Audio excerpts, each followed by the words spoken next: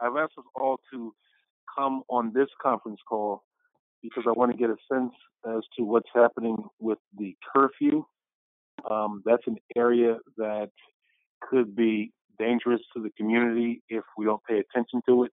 And I want to make sure that our eyes and ears are out there and that we're doing everything necessary to enforce the curfew, which is 8 p.m. to 5 a.m. I also do want to get some sense of where we are in the event that we have manpower shortages. I guess I'll start with the schools. Just tell us what's been happening with the children from day to day. I know you're closing at 4:30, so we'll get to the police to find out what's happening after school. Dr. Fitzhugh? I can hear you now. I'm sorry. Yeah, just trying to get a sense of the curfew and the daily goings-on with the children during the day. Okay. Yep. So as it relates to our students in the district, we have the breakfast and the lunch bag to go, starting at 7:30 a.m. and concluding at 9:30 a.m. So it gives us a 2-hour window for students to pick up their lunch and their breakfast, and also gives them a chance to get home. So I'm thinking they would leave their homes at 7:15 and return. The group. There's a kid that gets there at school at 9:30. They would have to about 10 o'clock to get home as well. We also have the online component instructional pieces that are evident. We have office hours for our teachers. So we need our kids in front of their devices so that they can get the academic support holistically for their distance learning. And what instruction do you give them in terms of actually going home and not going other places during the day? Oh, that's all right. Okay, so what we've been doing is sending out our blasts to indicate that, and also in the letter that's on the website as well, it indicates that students, this is not a vacation, it is an instructional day. So we want to make sure that kids are going to pick up their breakfast, get right back to their homes to do that work. As intimated a little bit earlier today on our call, I had shared that I was in the district today going to the schools. Kids knew that they need to get their breakfast to get back home. Tomorrow, the board president and myself are going to be going to several schools just to give some love, security, and custodial staff, but also our students. So we're going to continue. I'm going to continue to intimate that to the students that as soon as you get it, it's time to get home and get in front of your devices to do your instructional work. And what is your expectation of what would happen to a child if they don't do that and they're wandering around town? Is it your expectation that, and let's say they're picked up by law enforcement or even for your truancy staff, are they brought back to the school, or how do we get in touch with the parent? What is the expectation of that? All right. So the principals have been in constant communication with the families for them to understand about exactly what I intimated earlier in terms of kids having to be, at home is an instructional day. What I don't want is that kids should not be going back to the schools. We don't have the staff there to man them. As you know, we need to have administrators on site. The administrators are working remotely, working with families to ensure that kids are getting a sound education. I'm getting updates from the instructional staff as it relates to the first day of the remote learning. Students were, active. We had kids that were emailing their teachers. We had families emailing teachers, etc. So we do see the increase for the online remote distance learning. So as I was driving around Orange today, I did not see students just walking around and just hanging out, even our high school kids, right? So I see that we are enforcing it in terms of having the families understand that this is not a vacation, but again, it's an instructional day, and we want them in the homes, and we're going to continue blasting it out to the families as early as, again, tomorrow, where I'm going to do the blast personally with my communications officer. I don't want kids to, of course, to be arrested or for them to that, I don't think arrest is the right word, but if they had to be told to get home, they're going to do what is told for them to do. Okay, I just want to make sure that we're not. Can I interject? Back to school. Go ahead. Yeah, this is Tyrone Tarver.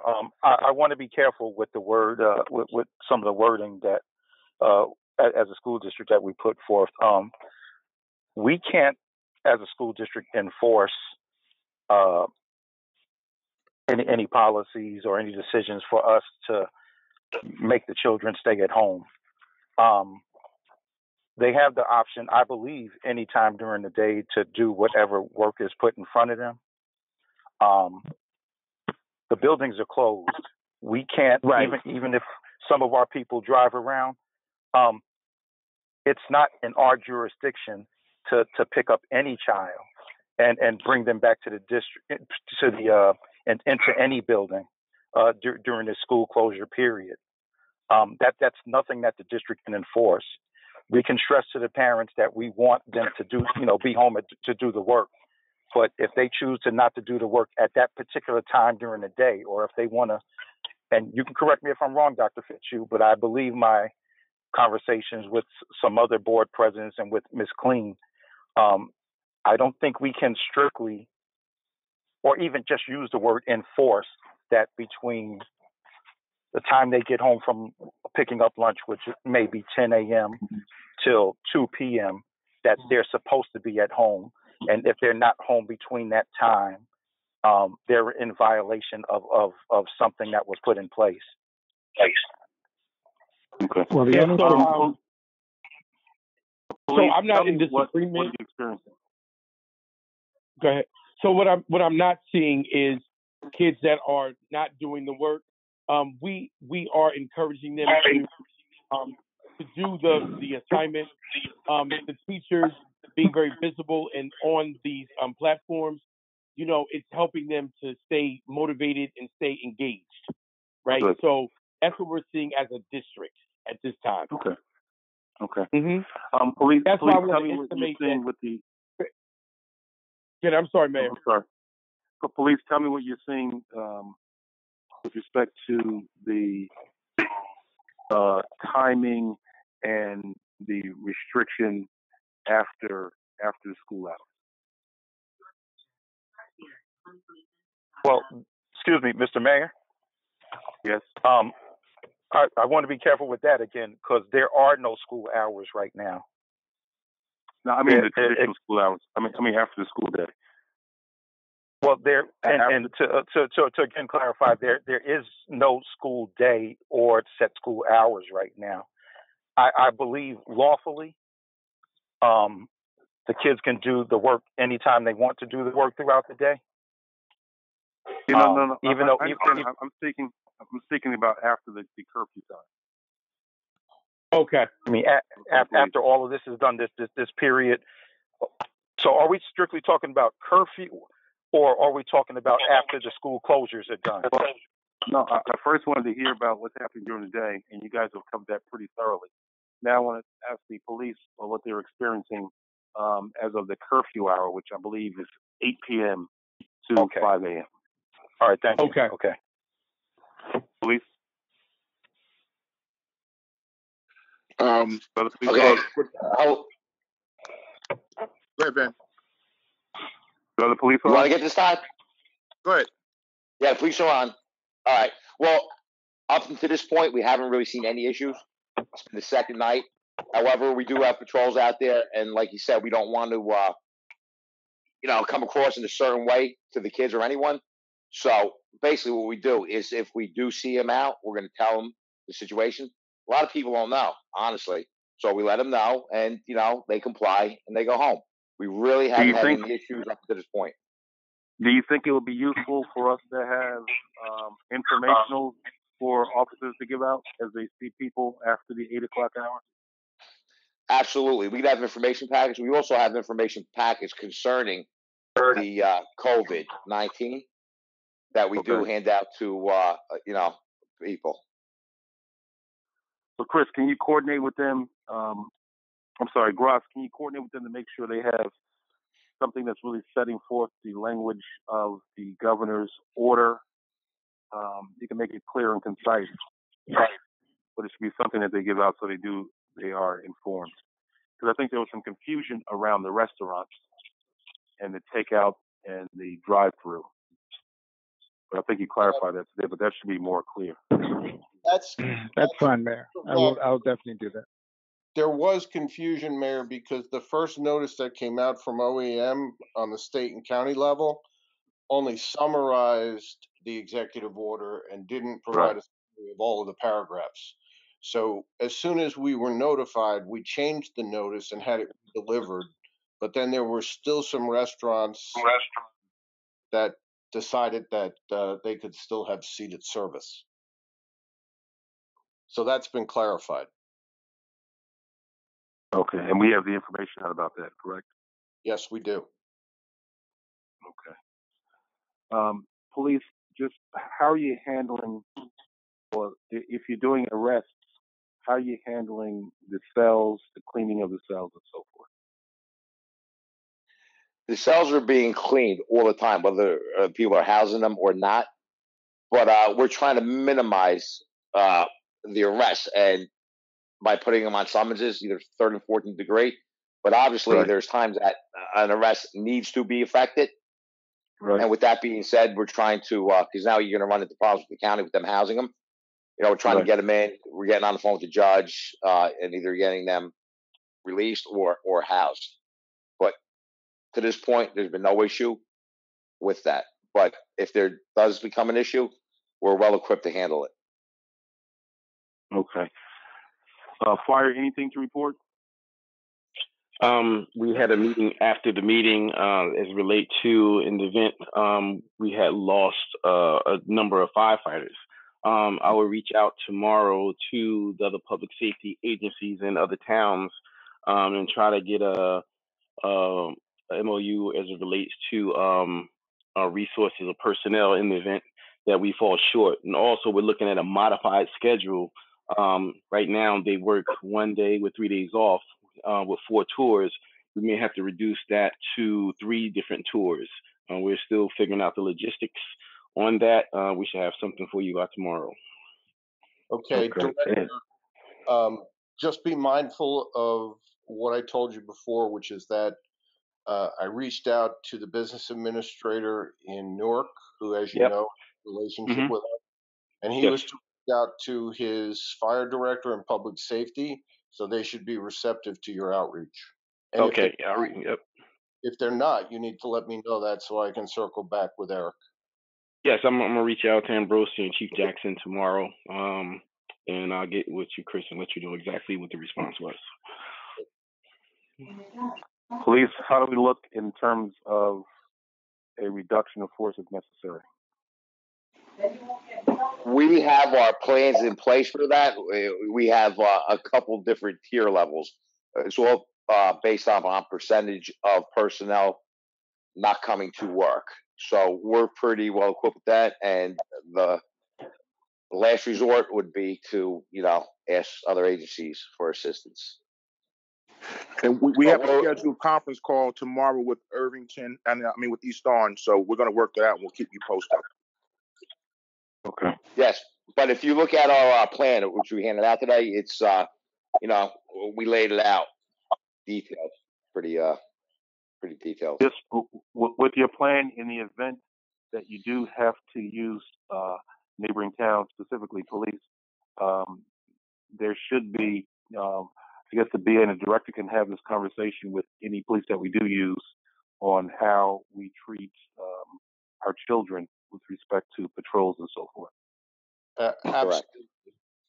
Yes. And Mayor, the other outreach that I did was to the county sheriff, and they're also willing to enter into any type of interlocal agreement should we get to that point. That's fine. That should be useful. Police, are we doing any border patrols at this point with neighboring municipalities, or are we strictly in Orange? At this point, we're strictly in Orange. Okay. Business administrator, administratively, anything else that we need to cover in terms of the curfew that's underway at this point? Well, Mayor, as you and I discussed earlier, I think everyone's in great shape for the rules that are currently in place. But while the rules that are currently in place we're prepared for, we should be preparing right now for the next set of more stringent rules that are going to come down or likely to come down. And all of these agencies that are on the phone need to have that plan drawn up within the next 48 hours. Well, I know that police have done it and fire has done it. And I know that the superintendent has given a draft to the county superintendent to start his process as well. Are we expecting it from OEM as well? We would need it from OEM. We'll need it from the Housing Authority. And specifically, because I haven't seen what came in from the Board of Ed, but we'll need to have some coordination on the meal program and how the teleschooling program will go if we end up with a shelter-in-place order. Okay, so you need to have a conversation with the superintendent and the BA just to get that clarified. Superintendent, in terms of Comcast, is that working out well? It is. Dr. Fitzhugh again. Families are having the opportunity to get on Wi-Fi, etc. So what I'm hearing is the positives from Comcast. I just want to intimate very quickly that our plan is online under the COVID-19 resource page. I did send it as per Mr. James to Mr. Padilla this afternoon during the board meeting, so at least he has the copy of that plan. I did reach out to the county superintendent and asked him if there is in fact a shelter in place, what is the guidance from NJDOE as it relates to the meal program. He said that he's elevating it to Trenton, and so I should be able to get something from them in the next few hours. Oh, that's great. Okay, so that puts everybody except for the Housing Authority on board.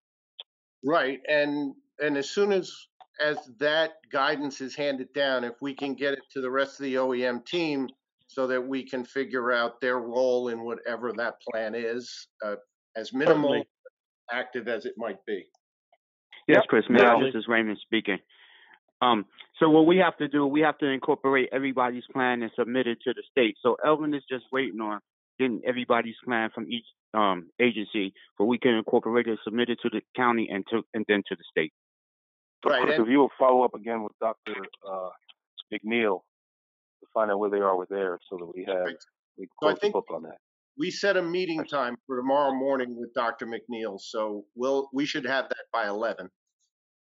Now, you indicated that we should start to expand the OEM team. Were you suggesting that we get some participation from a person from each agency? I am. Housing, education in the city? Absolutely.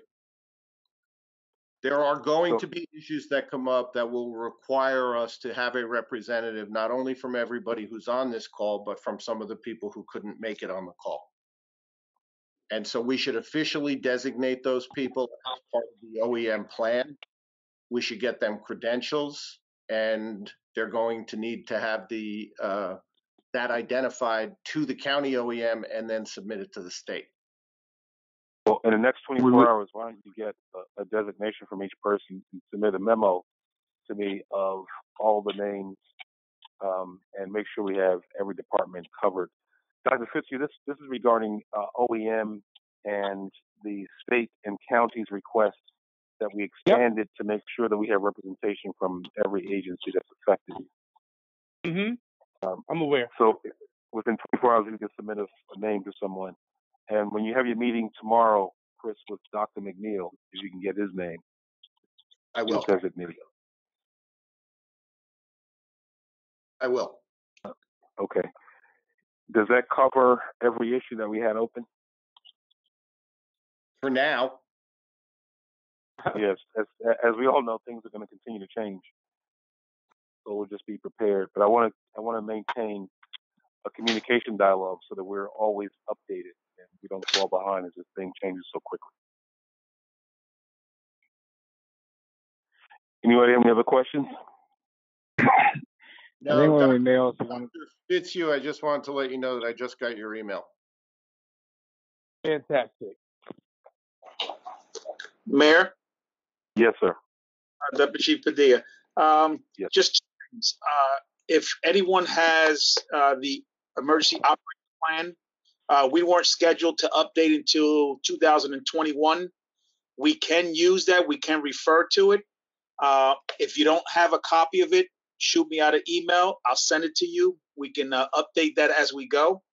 Also, the emergency operating centers, just for the just to comply with the gathering rule at this point, I think we should establish two, one at the police department, one at the fire department.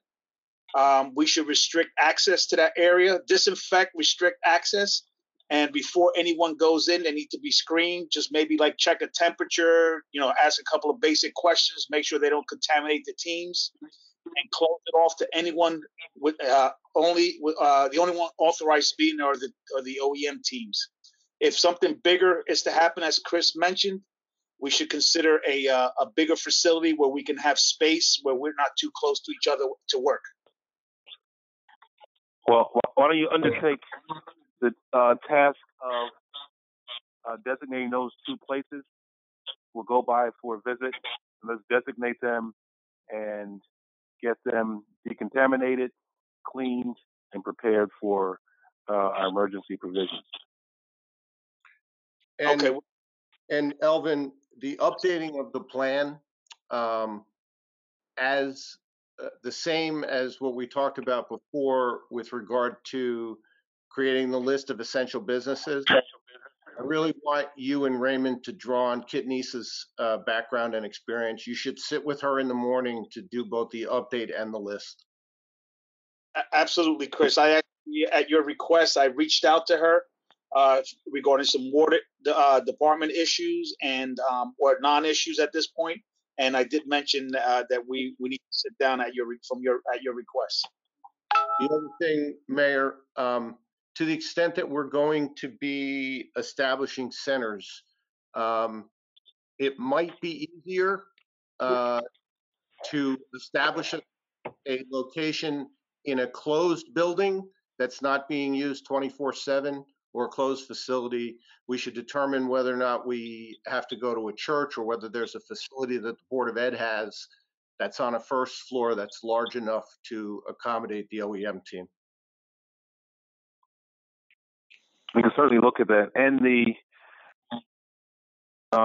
police director, can you outline or identify for us all of the many precincts to see whether or not those would be feasible? Yeah, we have a list of the substations. I will give you a list tomorrow, and Captain Vidiola and myself will get the keys and go by each location and give you an update. Why don't you go with them so we can report from your office as to whether or not this is suitable?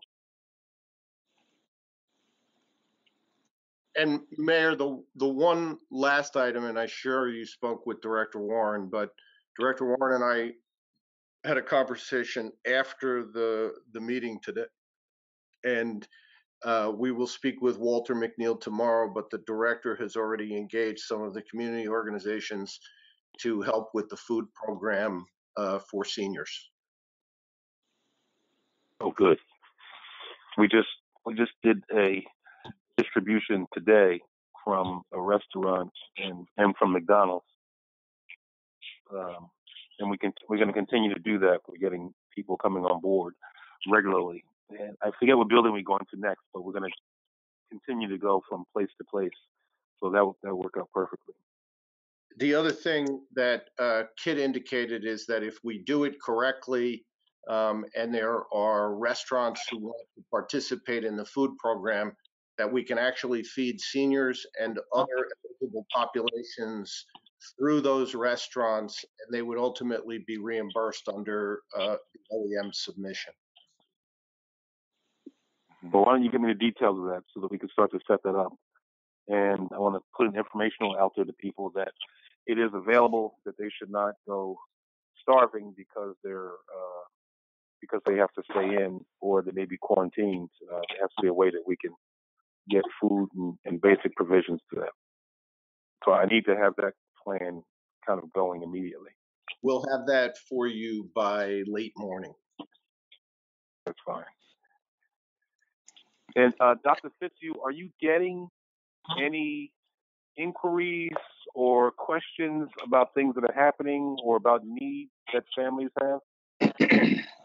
I haven't gotten that yet. Board Member Tarver, have you received any communication from anybody in the field? As far as what's happening on the municipal level? Yeah, just No, generally anybody that has any students that have any needs or families that have any needs. They haven't communicated that to the staff. I don't know if you heard anything, Mr. Tarver. No one's communicated with me as far as them having any outstanding needs for their children during the daytime hours. No, not at all. Okay. All right, gentlemen, any other questions? Yeah, just Tyrone Tarver, I would just like to clarify, in consideration of the current quote unquote lax rules that are in place right now that Mr. Hartwick referred to, are there any municipal plans to actually retrieve children if they are indeed on the streets during the daytime hours? Because again, there's no hard set. I'm sorry. Go ahead. Yeah, the police are working closely with the clergy to make sure that churches are safe places for children, where the kids could be dropped off. There could be contact with their parents. Their parents can pick them up from a safe place. We don't want to bring them to the police department. It's just not a safe environment at this point. Okay, so then let me ask, what would designate a child being, what would designate a child being picked up if they are on the streets? Is this only in the case like if they seem a little bit too young, or does this involve any student? Yeah, at this point, under the order, the police are really going to focus on the curfew hours, which are 8 p.m. to 5 a.m. But if they see young children on the street, there would be an inquiry. Where's your parent? What's the phone number? What are you doing? Do you need help? Okay, and that's what I was going to. Okay, go ahead. Sorry, say, Mayor. I'm sorry. That's what this city attorney Gross. That's what I was going to actually say, Mayor. That we need to be careful as to when we are exercising our discretion with respect to quote unquote picking up children. I mean, I think the focus and what the mayor started with is to try to get an understanding of what the actual curfew is, and at least what's been set down by the governor and by officials is the 8 p.m. to 5 a.m. rule. That's the only hard set rule that we actually now have in place. I don't know of any other hard set rule, but I know that we have a hard set rule with an 8 p.m. to 5 a.m. Everything else has not been put into place by any government official. So we need to actually be very careful. I know that we're trying to exercise care and concern with children on the street, but we need to be very careful as when we exercise our discretion under the law. Right. Sure, Attorney Gracia. That's what I was leading towards. I didn't think that there was anything in place to pick up children beyond the 8 p.m. to 5 a.m. boundaries. So I was just looking to see if on the municipal end you heard something different than what I've been told. So no, we've heard, and what we need to be prepared for is that right now you have a voluntary curfew from 8 p.m. to 5 a.m. and you have a hearing program in place. But the indications that we're receiving at both the state and county level, as well as at a national level, is that we will be looking at shelter-in-place orders in the not-too-distant future. Once there is a shelter-in-place order, all of this issue or discussion regarding children being out of the home and not being picked up goes away. Once there's a shelter-in-place order, if a child is out on the street, it doesn't matter what hours, they will be picked up. And this is something that we need to start communicating to people, that while now we have voluntary separation and social distancing and teleschooling, there will come a point in the very near future where the voluntary portion will be taken away. And we all need to be prepared for that. So you're just telling the district, be prepared when that comes down the pike, basically. That's exactly right, because communication to parents and children will be a large portion of your responsibility.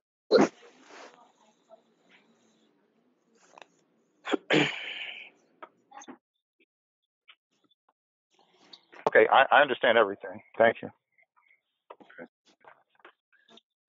Any other issues, gentlemen? This is Cohout here. I have what I hope is not an issue, but has a potential. I have 2 members out from the same crew with fevers. One has a sore throat. One went to a doctor. The doctor did not think it was the virus. The other did not see a doctor. My concern would be if this tour is on tomorrow, if I have any other members call out from that tour with fevers or with any symptoms, that I would have a little concern about that, and potentially maybe see if we can. I know they're not testing, but well, I want to direct this issue to our public health officer, Vinny. As soon as we hang up, I think you should contact him and find out what the protocol is going to be. He's going to want to know what's happening. I already spoke with him about the protocol for the 2 members that called out. But my concern now is between now and tomorrow morning, if I get more members that call out with fevers or with, potential symptoms. So Matt, at the end of this call, dial me up and we'll work through the protocol with Vinny. Okay. Good enough. This is Raymond speaking. So I heard today they are taking preference to first responders. Just have to check with the county. This is Director Douglas. I checked with Concentra, who are contracted service for medical, and they actually are taking preference of first responders. The only problem is if we send somebody down there, they probably will be in a room with people that may be infected if it's in their facility. We have to look into that. So if I know a lot of the testing places are setting up things outdoors.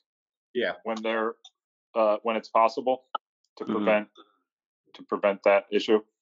So we spoke with Concentra today. If we use their Newark office, they have 2 scenarios set up.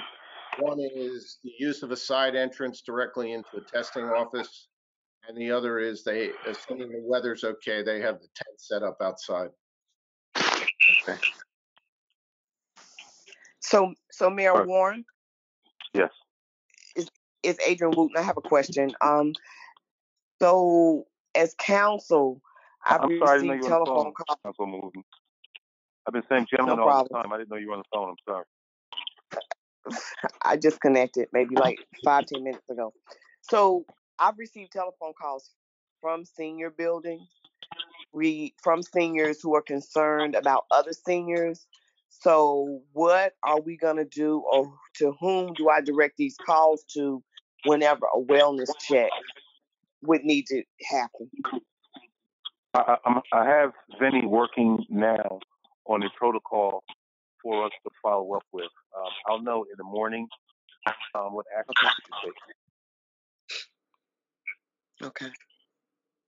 All right. It's risky for one senior to essentially check on another senior who may be infected because they're very vulnerable. Right.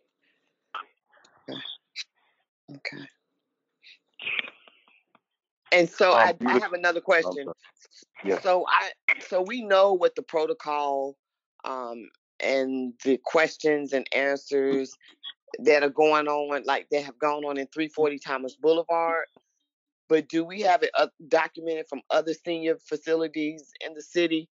Like, have we been reached out to by the people at 400 Oakwood or 268 or 98 High Street So has someone been in contact with those buildings to see, exactly what protocols been set into place for those buildings? Yeah, I would assign Chris, Yeah. Hardwick, and Vinny to check with them to see what plan they have and to work with them to develop one if they don't have Okay. And we're actually in the middle of that now. Okay. We spoke with 98 High today, and I spoke with the owner's representative at 400 Oakwood. 300 Oakwood, we sent a written message to because we couldn't get through on the phones. So I'll follow up with them tomorrow. The way we're approaching it is we're probably going to have two protocols. One that we work through the housing authority with because easier access to their buildings, and the other that we have to work on with our senior office, our Office of Older Adult Health Office, for the other buildings that are senior buildings but not under the housing authority's jurisdiction. So the answer is that if you get phone calls or you have a policy that you can immediately respond to, those should be referred immediately to older adults. And we'll run it through there to make sure that we don't lose track of anything until we have those buildings in line. Okay. Because I received a telephone call from 300 Oakwood today, but I called the resident back and I wasn't able to get in touch with her, so I'll call her first thing in the morning. And after I speak to either you or someone in the Office of Older Adults to let her know exactly what she should do regarding her concerns. Okay, that would be great. Okay, all right. Any other questions or concerns? Yes, this is Board President Tarver again. I have an additional question concerning the coronavirus case that was determined within the city. And I know only so much information can be revealed about that. But has that case, that person been ruled out as having previous school contact? There's been no other vetting of that case, not even the gender, not the age, the prior medical condition, where they've been exposed to, nothing yet to us. Only that the test has been confirmed by the Centers for Disease Control. Okay. Yeah, I just wanted to make sure that if there were any other exposed children, and those exposed children are visiting all of our schools, picking up lunch and breakfast. What I can do is ask the health official to check to see if that's a concern. Okay. Chris, can we make sure we talk to Vinny about whether or not that person had a child that's in school or lives with a child? Just make sure there's no connection. Yeah, I mean, Mayor, we can't go into the details, but Vinny and I have been through this already. So we're pretty comfortable with the vetting that has taken place. And he and I can report that to you in detail tomorrow. That's fine. Thank you, Mr. Hartwood. Mayor, I have one last thing. Yes. Just because we're being pulled but in so many directions regarding conference calls, meetings, is there anybody set up like a central location for scheduling so we can go on Outlook and everyone knows what we're doing as it relates to this? So we don't have conflicting meetings and conference calls? Kim is working on a platform where we can check in the updated and where we can put in updated information as well. Chris, do you have any idea when that's going to be up? Kim and I will circle back after this call tonight, but I don't think it'll be that difficult to have it up tomorrow. All right. Thank you.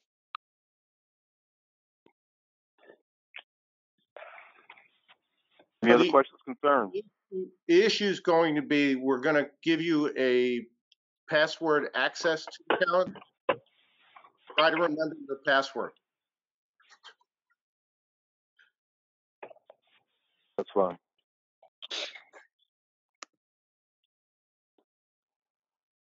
All right, ladies and gentlemen, if that's all hearts and minds are clear, We will schedule another update as things move through, but you can expect that we'll have calls like this or briefings like we had earlier on a very regular basis, just so we keep informed and keep the public as informed as possible.